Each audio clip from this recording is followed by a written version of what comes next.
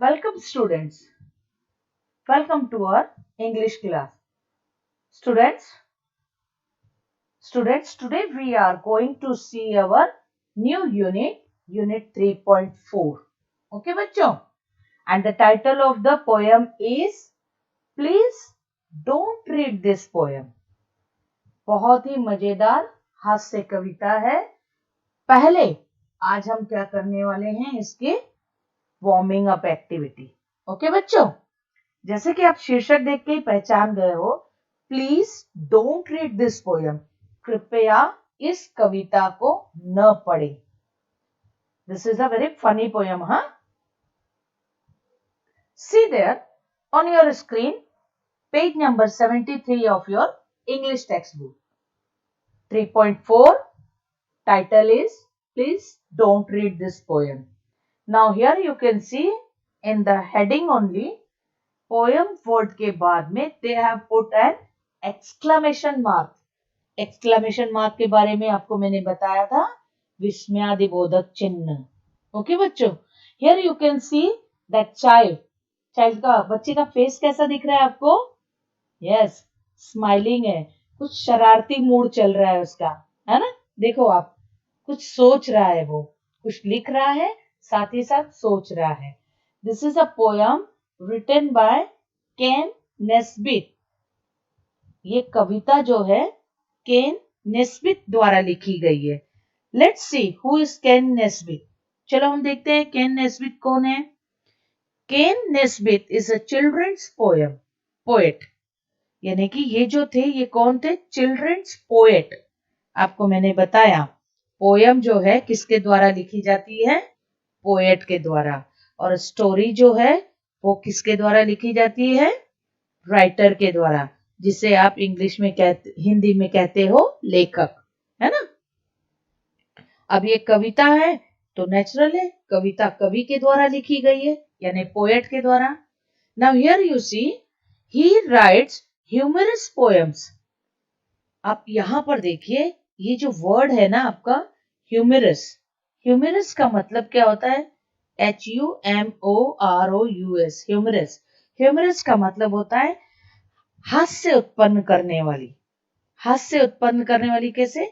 कोई कहा कुछ जा रहा है और किया कुछ और जा रहा है, उसमें क्या हो गया है? हास्य उत्पन्न हो रहा है, हास्य व्यंग वाली। तो ये जो कविता है, ज्यादातर उन्होंने, ये जो केन नेस्बिट थे, वो बच्चों के लिए कविताएं लिखते थे, ठीक है, इसीलिए उन्हें चिल्ड्रंस पोएट बोला गया। और वो जानबूझकर ऐसी कविता लिखते थे जिससे कि हास्य उत्पन्न हो। आपको पता है बच्चों को तो हंसना, खिलखिलाना, खेलते खेलते पढ़ाई करना, इसी प्रकार का कार्य पसंद है। तो वे इसी प्रकार की कविताएं बच्चों के लिए लिखते थे। अब इस कविता में उन्होंने क्या लिखा है देखते हैं। They express children's feelings and experiences. अब वो क्या करते थे? कविताओं के माध्यम से बच्चों की जो भावनाएं हैं, फीलिंग्स एंड एक्सपीरियंसेस। एक्सपीरियंस का मतलब होता है अनुभव। बच्चों के अनुभव और बच्चों की भावनाओं को वे अपनी कविताओं के माध्यम से व्यक्त करते, ठीक है। Ordinary all authors want people to read their literature. Ordinary यानी सामान्यतः क्या होता है? जो भी लेखक है या कवि है, अगर उसने कोई कविता लिखी है, कोई शायरी लिखी है, गजल लिखा है, किसी ने कोई कहानी लिखी है, तो हर कोई चाहता है कि मैंने लिखा है, बहुत अच्छा लिखा है, मुझे तो अच्छा लगा, ज्यादा से ज्यादा लोग इसे पढ़े और मेरी तारीफ करें, है ना। हर एक को ऐसा लगता है कि मेरे लिटरेचर को, ऑथर्स यानी कि जो लेखक है, ओके, इनको लगता है कि मेरे द्वारा लिखा गया साहित्य जो है सभी लोग पढ़े, उसकी तारीफ करे, प्रशंसा करे। But funnily the author of this poem keeps on warning the reader not to read his poem. अब फनी, मैंने आपको इसके पहले ये फनी शब्द बहुत बार एक्सप्लेन किया है। मीन्स फनी यानी कि हास्य से, नहीं मजाक में। अब यहाँ पर इस कवि ने क्या किया है, पूरी कविता में ही कीप्स ऑन वार्निंग, वार्निंग दे रहा है। किसको वार्निंग दे रहा है? The reader. Reader, READER, reader. जैसे रीड वर्ड से रीडर बना है, यानी पढ़ने से पढ़ने वाला यानी वाचक, है ना। उसे क्या कह रहा है, वार्निंग क्या दे रहा है, not to read his poem.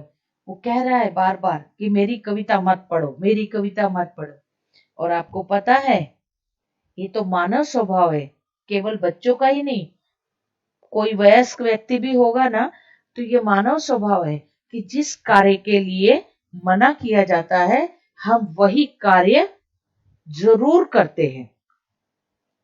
अब जैसे अगर टीचर आपको बोलती है कि खड़े मत हो, तो बच्चे जरूर खड़े होते हैं। टीचर बोलती है शोर मत करो, तो बच्चे जरूर शोर करते हैं। मम्मी ने बोला है ये काम मत करो, उधर मत जाओ, तो जरूर जाएंगे, है ना। तो ये मानव स्वभाव है।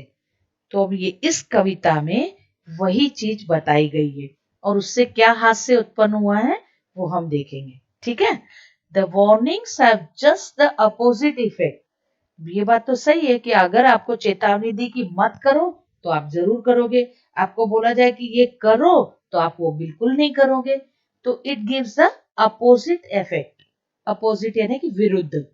You are tempted, TEMPTED, tempted. Tempt का मतलब क्या होता है, लालच या उसके प्रति आकर्षित होते हैं। जैसे आप एक कैडबरी की चॉकलेट भी जानते हो, टेम्पटेशन, है ना। कैडबरी की एक चॉकलेट का नाम है टेम्पटेशन। लेना कभी खा के बताना मुझे कैसी, ओके। ठीक है। टेम्पटेशन का मतलब क्या होता है, किसी चीज की ओर आकर्षित होना, वो अपनी ओर बुलाती है, आकर्षित करती है, लुभाती है। अब वही चीज यहां पर हुई है कि you are tempted even more to read the poem. अब बार बार अगर कवि कह रहा है कि ये कविता मत पढ़ो, ये कविता मत पढ़ो, लेकिन तुम्हारी उत्सुकता, तुम और उसी चीज की ओर आकर्षित हो रहे हो कि भाई क्या बात है, ये क्यों हमको ना बोल रहा है, जरा देखे तो। फिर 2 लाइन पढ़ लेते, फिर वो वार्निंग दे रहे हैं, फिर आगे पढ़ रहे हैं। तो इस प्रकार से इस कविता के बारे में बताया गया है कि please don't read this poem. और आपको क्या लगता है, सच में कवि ऐसा चाहता है क्या, वो चाहता है क्या कि उसकी कविता न पढ़ो आप? सच सोचो जरा, कवि पर्पसली क्यों बोल रहा है? यस, क्योंकि वो चाहता है कि उसकी कविता पढ़ी जाए। अगर वो आपको बोलेगा पढ़ो, तो आप बोलेंगे जाने दे, कुछ तो लिखा होगा, छोड़ो क्या करने का है। लेकिन इसलिए वो क्या कर रहा है बार बार, यस, उल्टा कर रहा है, कि आपको उल्टा बोल रहा है, गलत बोल रहा है कि जो ये चीज मत करो, और उसे पता है कि मैं बोलूंगा मत करो तो ये जानबूझ के उसी चीज को करेंगे, है ना। Now see on your screen the second part, page number 73 का ये। Here on your left side, screen के लेफ्ट साइड में सी देयर। अब यहां पर क्या दिया है, मिया है, टोटो, पैडी, बिट्टू और कुकू, इन लोगों के बारे में भी बताया गया है। अब जैसे मिया क्या बोल रही है, please don't bark so loudly. अब मिया बोल रही है टोटो को कि ज्यादा जोर जोर से मत भौंको। टोटो क्या है, कुत्ता है ना, और मिया बिल्ली है, तो बोल रही है मत भौंको, बार, BAR के बार। अब टोटो क्या बोलता है, please don't give me instruction, तुम मुझे सूचनाएं मत दो, तुम मुझे मत समझाओ मुझे क्या करना है। यानी कि जो चीज बोली जाती है वो चीज के अगेंस्ट ही हम काम करते हैं। पैडी बोल रहा है don't watch so much TV. अब आपको बोला जाएगा कि ज्यादा मत देखो ये टीवी, तो सुनोगे क्या? मम्मी बोलेगी ज्यादा टीवी मत देखो, नजदीक बैठकर मत देखो, दूरी से देखो, ज्यादा समय मत देखो। आप सुनते हो? यही एक्टिंग, यही चीज हमें करनी है। राइट हैंड साइड में वही कॉलम में अभी आपको एक्सप्लेन कर रही हूँ, ठीक है। Bittu, don't eat junk food. अब यहां पर देखो जंक, JUNK, जंक। जंक यानी कि क्या होता है बेटा, जो हम बाहर पिज्जा, बर्गर और अनेक प्रकार के गोलगप्पे खा लिए, वड़ा पाव खा लिया, है ना, मंचूरियन राइस ले लिया, मंचूरियन, ये सब चीजें जो है ना, ये जंक फूड है। जंक फूड यानी समझ में आ गया अभी आपको, बाहर का जो ऐसे मैदे विदे वाला या बाहर का जो चटपटा सा खाना है उसे कहते हैं junk food, okay. Cuckoo, don't use fairness creams.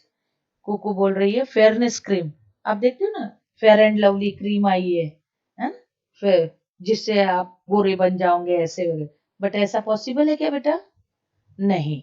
तो इसके लिए वो बोल रही है ज्यादा यूज नहीं, डोंट। हर एक में आप देखिए डोंट, DON और फिर एपोस्ट्रोफी डाल के टी है।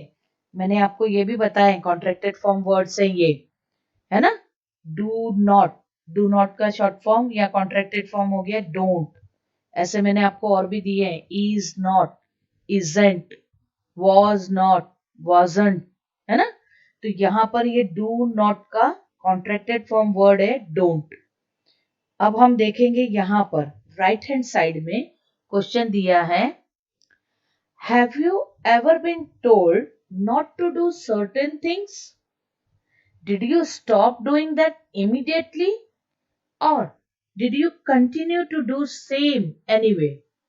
अब यहां पर उसने बोला है, नीचे लिस्ट दी गई है, ये आपको करनी है स्वयं। दो मैं समझा दूंगी, बाकी के आपको करने हैं। इसीलिए बहुत ध्यान से सुनो मैं क्या बोल रही हूं। Make a list of your don'ts in group of 5, discuss the list and complete the following table. अब ये टेबल आपको कंप्लीट स्वयं करना है, ठीक है। दो मैं बताऊंगी, बाकी के आप स्वयं करोगे। करना क्या है ये समझिए। क्वेश्चन में उसने बोला है कि have you ever been told not to do certain things?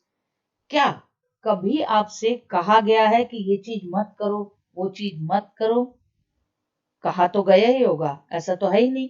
घर में बोलो, बाहर बोलो, बड़ी दीदी ने बोलो, मम्मी पापा टीचर, कोई ना कोई किसी न किसी चीज के लिए किसी ने आपको टोक तो लगाई होगी, कहा होगा कि don't do this, don't do that.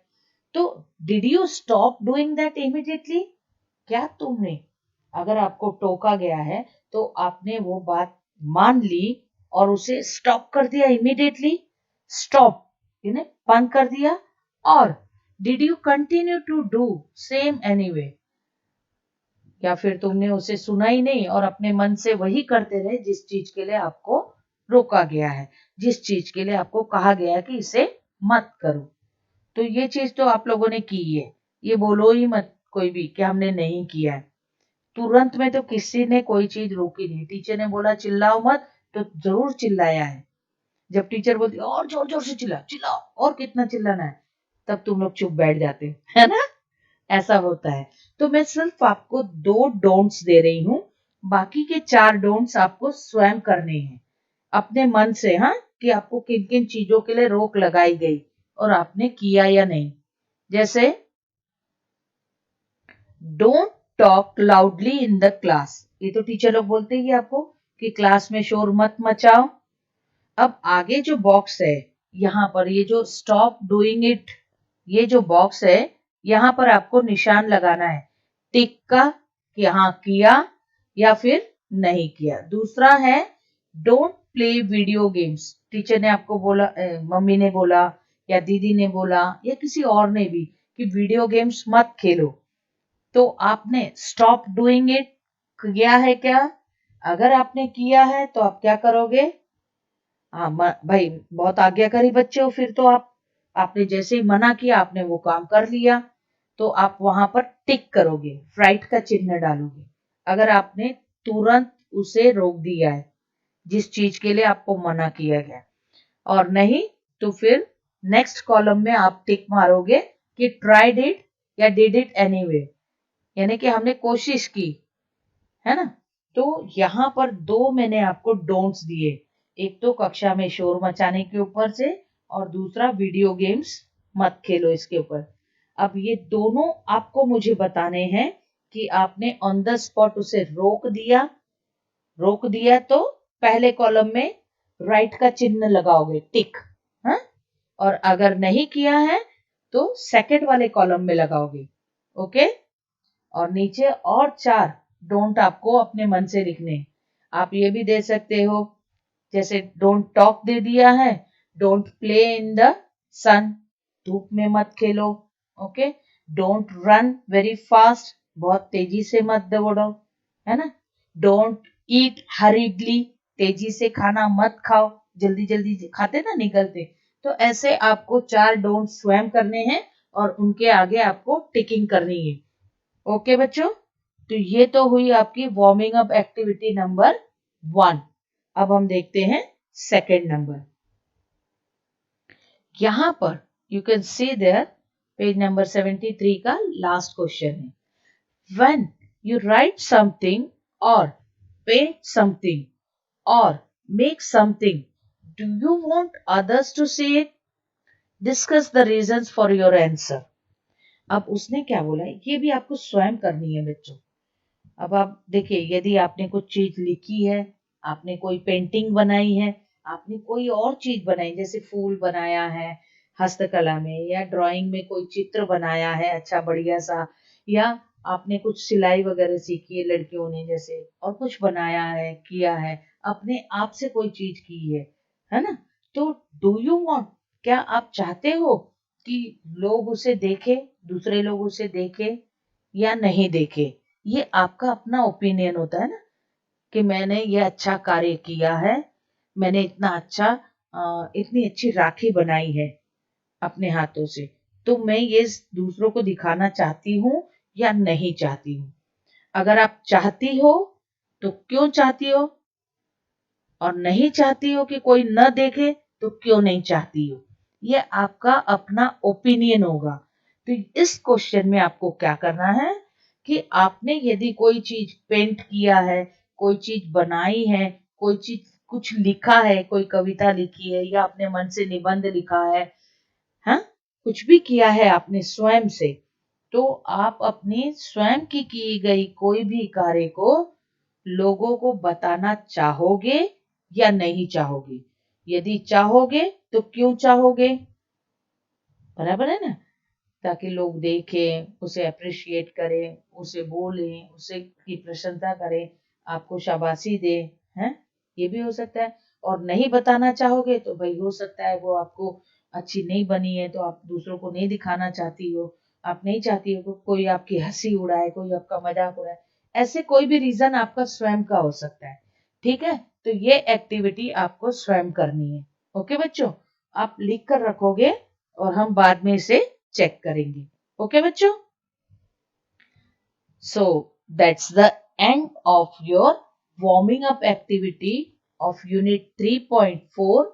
Please don't read this poem. Okay, so don't read this poem में आपको क्या करना है, जो मैंने कार्य बता दिए हैं वो तो आपको स्वयं करने हैं, लेकिन अब जब हम अगले लेक्चर में मिलने वाले हैं, उस समय मैं आपको ये कविता बताऊंगी पढ़ के, एक्सप्लेन करके, एंड यू विल लाफ, आपको हंसी आएगी, आप इस पे हंसोगे कि what is this, every time he wants to tell कि नहीं ऐसा नहीं वैसा नहीं, क्या है, मैं जब एक्सप्लेन करूंगी तो you will enjoy it a lot. Okay बच्चों, सो यदि आपके पास पीडीएफ है तो आप पीडीएफ खोल के भी इसको कविता को देख सकते हो, लेकिन पहले, सबसे पहले मैंने जो कार्य दिया है उसे आज की डेट डालकर लिख कर रखोगे। ठीक है बच्चों, और फिर हम बाद में मिलेंगे अगले लेक्चर में कविता के साथ, और उस कविता के एक्सप्लेनेशन के बाद हम देखेंगे उसकी इंग्लिश वर्कशॉप। ओके बच्चों, तब तक के लिए बाय बाय।